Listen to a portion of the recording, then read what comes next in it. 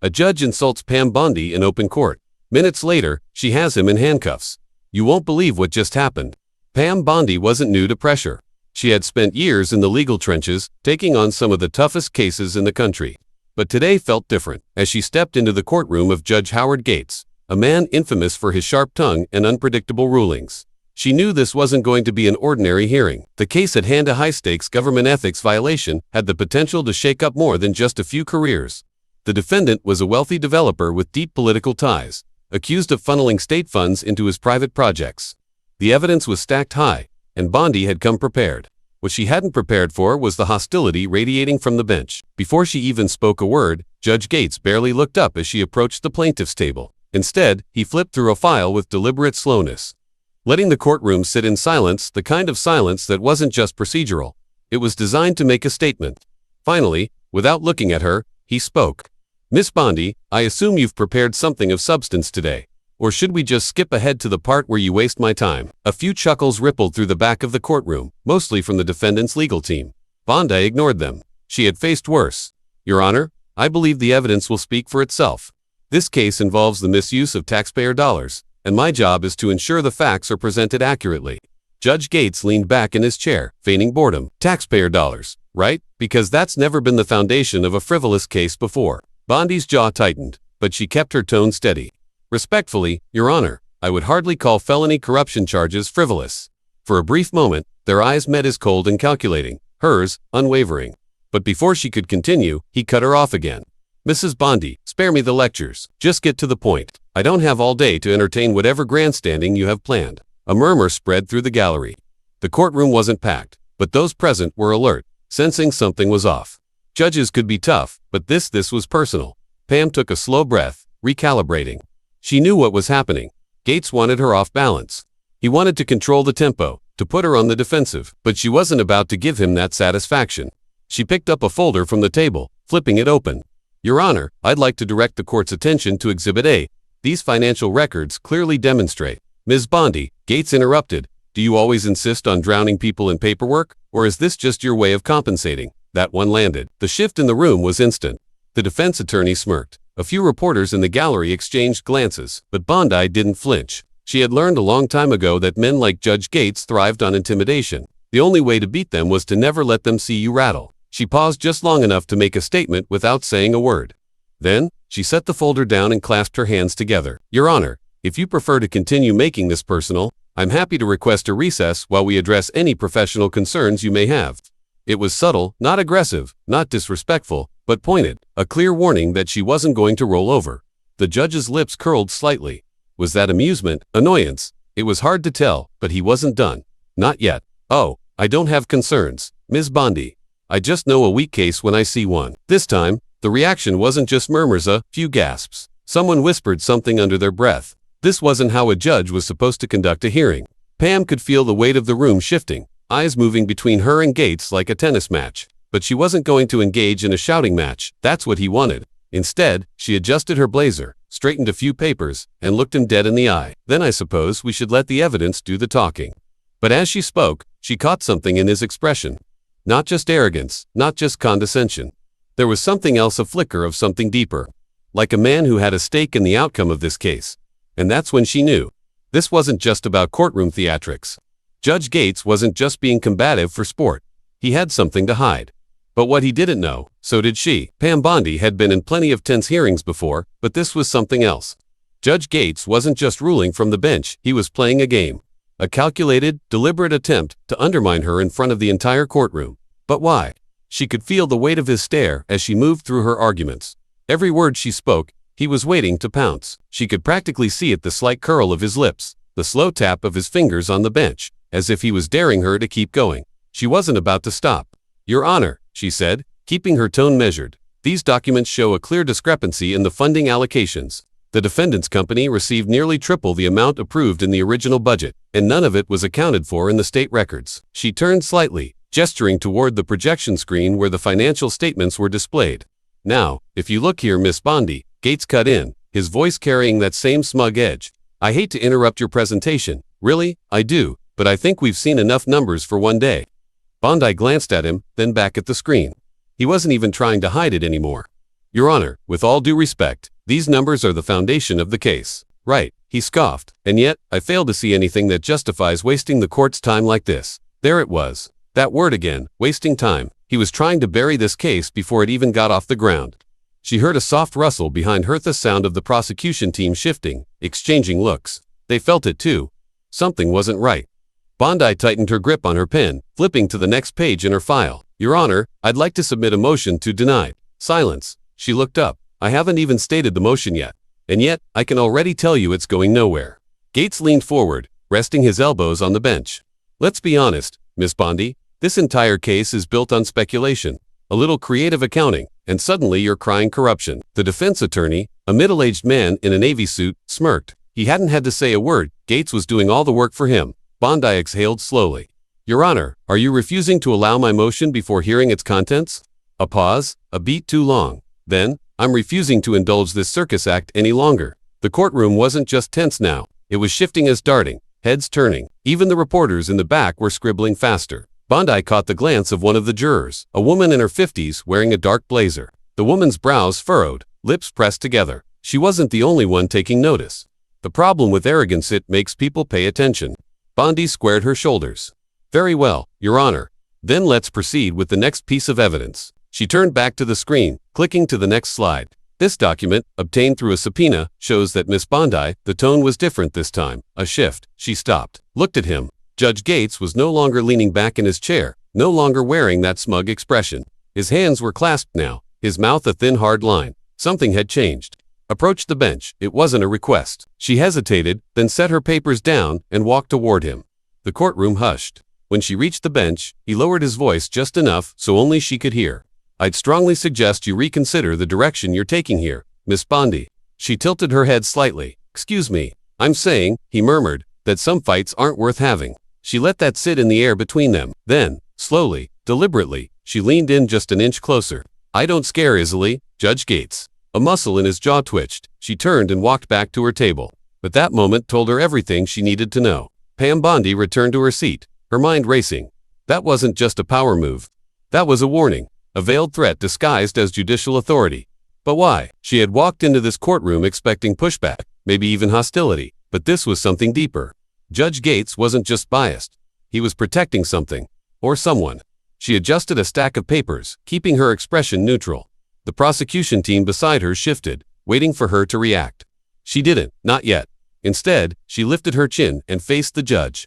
Your Honor, I'd like to continue presenting my evidence. Gates didn't respond immediately. Instead, he let the silence linger, as if deciding how far he wanted to push. Then, finally, proceed, but keep it brief. Bondi didn't acknowledge the jab. She simply reached for the next file. This document is a contract signed between the defendant and the city's planning board, outlining the proposed project expenses. You'll notice that the listed costs total just over $2 million. She paused. Then, with deliberate precision, she placed another sheet on the projector.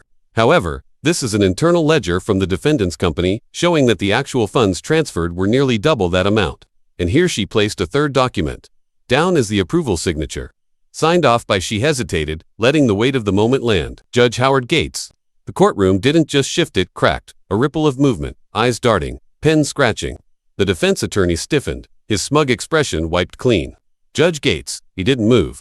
For the first time since she had stepped into this courtroom, his face was unreadable. Bondi let the silence hang for a moment longer, then continued. Your Honor, would you like to explain why your signature appears on an unauthorized financial transaction involving the defendant, a calculated risk? She didn't have the full story yet, but what she did have was enough to shake the foundation beneath him. Gates finally moved, shifting slightly in his seat, his fingers pressed together, knuckles whitening. That document, he said slowly, is inadmissible. Bondi tilted her head. How so? It was obtained improperly. She let that sink in. Your Honor, this document was subpoenaed by my office. His nostrils flared, then it was mishandled. I'm ruling it inadmissible. It will not be considered by this court. This time, the shift wasn't just in the gallery, it was everywhere. The jury, the stenographer, even the bailiff. Everyone was watching. Bondi crossed her arms, her tone calm. You do realize this is a public hearing, correct? That the media is here. That every single person in this room just saw you declare critical financial evidence inadmissible without reason. A muscle in his jaw jumped. That's enough, Miss Bondi. She didn't move, didn't blink. Then, slowly, she sat down, and that's when she did something that changed everything. She reached into her case and pulled out a small recorder. She placed it on the table and pressed play. A voice filled the courtroom. Low, gruff, unmistakable. "Take care of it. I don't care how." The recording crackled, then continued. "Make sure she doesn't get her hands on those ledgers." Silence. Absolute suffocating. Silence. Judge Gates didn't move, didn't breathe. Bondi didn't look at him. She didn't need to. Because now, every single person in this room had heard him, and the real game was about to begin. The recording ended, leaving nothing but thick, suffocating silence in its wake. No murmurs, no whispered speculation. Just a stunned, collective realization that Judge Howard Gates had just been caught. Pam Bondi didn't move. She kept her eyes fixed on the recorder, as if daring him to challenge what it had just played, but he didn't, he couldn't. Across the courtroom, the defense attorney finally blinked, his composure slipping. The smirk was gone, replaced by something closer to dread. He glanced at his client, the wealthy developer whose empire had been built on backroom deals and political favors. The man looked pale. Judge Gates cleared his throat. "Miss Bondi, I don't know where you obtained that recording, but that's not the question you should be asking." "Your Honor," she interrupted, her voice unwavering. "The real question is, who were you talking to?" His fingers curled into fists. "This is outrageous," he snapped. "This entire hearing is descending into chaos because of your grandstanding." "Chaos," Bondi repeated, her tone light, almost amused. "I'd say this is clarity. Finally, we have some transparency in this courtroom." The tension hitched up another notch. Bondi let the moment breathe, let him sweat. Then she reached for another document and slid it across the table. "Your Honor, this is a transcript of a wiretap, legally obtained during our investigation." She tapped the top of the page. "It corroborates everything you just heard on that recording." Judge Gates stared at the page but didn't touch it. His chest rose and fell, his breathing suddenly louder. Bondi turned slightly, looking toward the bailiff. "Officer Reynolds, would you kindly read the highlighted section aloud?" The bailiff hesitated, then picked up the transcript. His voice was steady, but the weight of the words made the room feel smaller. "We'll take care of her. Bondi doesn't have anything solid yet, but if she does, I'll make sure it never sees the inside of a courtroom." A sharp inhale came from someone in the gallery. Bondi folded her hands together. "I'd like to submit this as evidence, Your Honor." Judge Gates's eyes flickered toward the exit, a tiny movement, but enough for the room to realize that, for the first time, he was thinking about something other than his own arrogance. He was thinking about escape, but it was far too late for that. "Motion denied," he barked. Bondi raised an eyebrow. "Excuse me, this hearing is over." Gates continued, his voice a fraction too loud. "I will not allow." "Judge Gates," Bondi said smoothly, "I wasn't asking for your permission." And then she did it, the move she'd been waiting for. She turned toward the back of the courtroom and gave the smallest, subtlest nod. A door opened. Footsteps echoed against the polished floor, and then Judge Howard Gates, a firm, authoritative voice, announced, "You are under arrest." Gasps erupted from every corner of the room. Reporters fumbled for their phones. Cameras clicked, the jury gaped. Even the defendant, the powerful man who had expected this trial to be nothing more than a formality, looked genuinely stunned. Judge Gates didn't turn. He didn't even speak. He just sat there, eyes fixed on a single point on his bench, as if he could make everything disappear if he just didn't move. But reality had already caught up with him. Pam Bondi remained seated as two uniformed officers flanked the judge. One reached into his pocket. The other pulled out a set of cuffs. "This is absurd," Gates muttered, though the fight had already drained from his voice. The officer didn't blink. "You have the right to remain silent." But for the first time in his career, Judge Howard Gates actually was. The sound of metal clicking shut was deafening. The cuffs locked around Judge Gates's wrists, sealing his fate in front of the very people he had spent years ruling over. The once commanding figure behind the bench now sat frozen, his expression a mask of disbelief. The courtroom had erupted into stunned murmurs, disbelief crackling through the air like electricity. Reporters scrambled to capture the moment, their hands moving furiously across their notepads. Even the jury, bound by their duty to remain impartial, couldn't hide their shock. Pam Bondi stayed seated, her face unreadable. This wasn't about gloating. This wasn't about revenge. This was about justice. Judge Gates finally found his voice. "You can't do this." His words came out low, almost a whisper, as if he himself didn't believe them. The officer holding his arm didn't flinch. "Sir, you are being taken into custody for obstruction of justice, conspiracy to commit fraud, and abuse of judicial power. You'll have your chance to speak with an attorney." Gates yanked against the cuffs, his face flushing. "This is a disgrace. I am the law in this courtroom." Bondi finally stood, straightening her blazer. "Not anymore." His head snapped toward her. For the first time, the arrogance had been replaced by something else, something closer to fear. The officers pulled him to his feet, but he resisted. "This is political. This is." Bondi shook her head. This is accountability.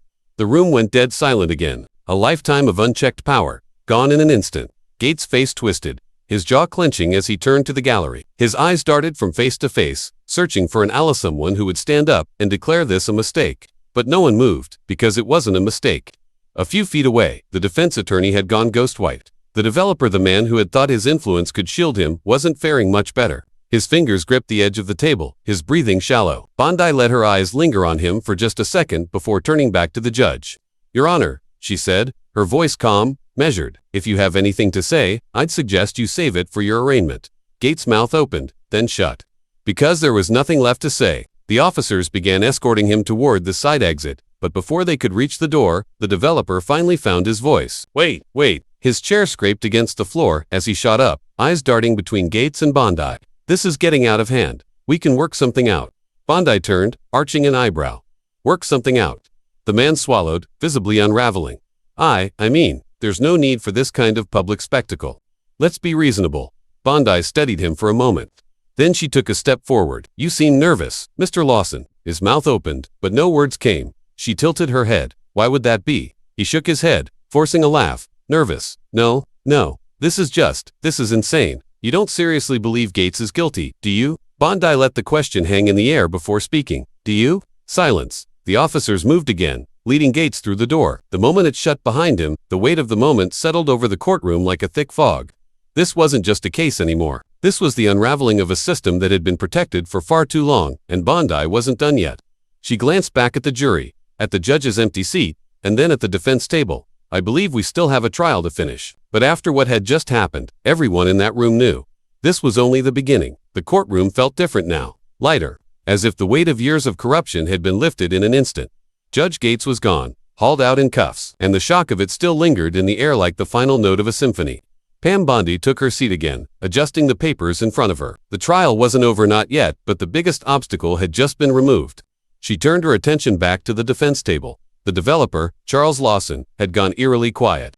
His usual smugness had been replaced by something colder, more calculating. He was still trying to assess how much damage had been done, how much of his safety net had just been ripped away. Bondi could see the wheels turning in his head.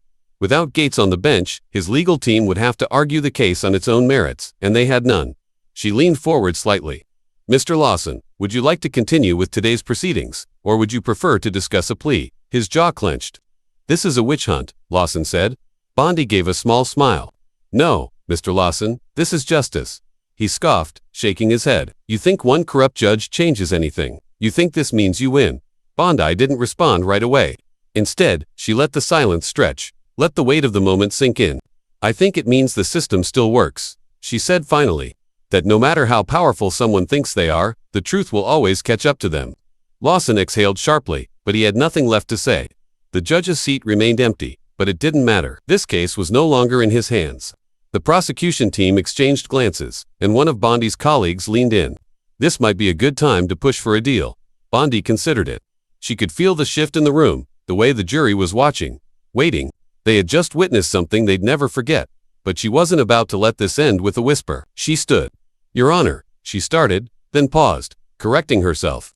"To the presiding judge who will take over this case, I'd like to submit a formal request to proceed with additional evidence. Given today's events, it's clear we need a full investigation into how far this corruption reaches." A murmur rippled through the courtroom. Bondi continued. "Judge Gates was only part of the problem. If my team could uncover this, it means there's more names, more people who thought they were untouchable." She turned to Lawson. "So I'll ask you again. Do you want to talk?" Lawson sat rigid, his fingers tapping against the table. He was weighing his options. Then, finally, he exhaled. "If I do, I want protection." Bondi nodded slowly. "Then you'd better start talking." The courtroom wasn't the same place it had been an hour ago. The balance of power had shifted. The walls that protected the powerful had started to crack. And Pam Bondi had just sent a message to everyone watching. No one is above the law. As the bailiff called for order in the trial, prepared to move forward, the reporters in the back of the room rushed to get their stories out. This wasn't just another case. This was history, and it was only the beginning.